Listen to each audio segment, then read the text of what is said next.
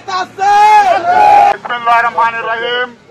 আমরা এতক্ষণ কষ্ট করে মিছিলখানা আপনারা করেছেন।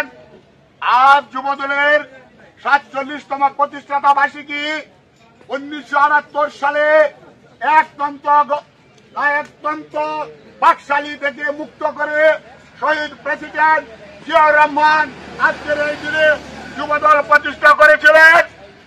সংগ্রামের সাথে ভাইয়ের আমার, এই কেন্দ্রীয় কর্মসূচির অংশ হিসাবে আজ আমরা বর্ণাঢ্য র্যালি ও বৃক্ষরোপণ কর্মসূচি অংশ নিয়েছি।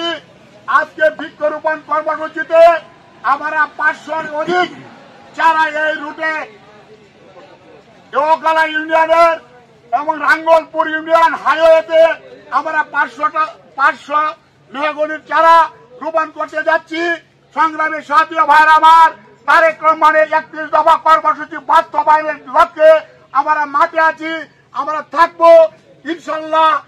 সংগ্রামী সাথী ভাই আমার, আমি আর বক্তব্য দীর্ঘিত করতে চাই না। সামনে নির্বাচনের আমেজ শুরু হয়েছে।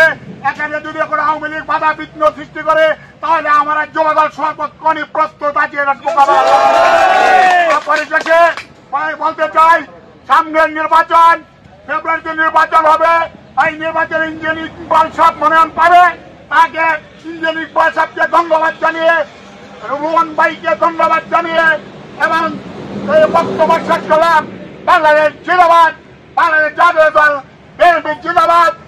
৪৭তম প্রতিষ্ঠা বার্ষিকী উপলক্ষে কেন্দ্রীয় কমিটির সিদ্ধান্ত মতে আজকে ২৮শে ফেব্রুয়ারি উপজেলা পৌর শাখার উদ্যোগে যে বৃক্ষরোপণ অভিযান ঘোষিত হয়েছে, আমরা গৌরীপুর উপজেলা যুবদল, গৌরীপুর পৌর শাখা যুবদল সর্বস্তরের জনগণকে নিয়ে আমরা সেই বৃক্ষরোপণে আমরা অভিযানে এসেছি।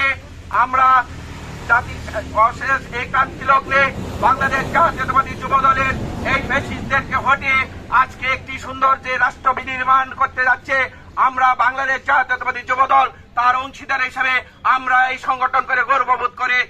সংগ্রামী সাথী ভাইয়েরা, আজকে কেন্দ্রীয় যুবদলের মিছিল অংশ হিসাবে আজকে ৪৭তম জন্মবার্ষিকী আমাদের যুবদলের, সেই লক্ষ্যে আমাদের কেন্দ্রীয় নেতাবৃন্দদের আজকের এই বৃক্ষরোপণ অভিযান লক্ষ্যে আমরা এখানে এসেছি।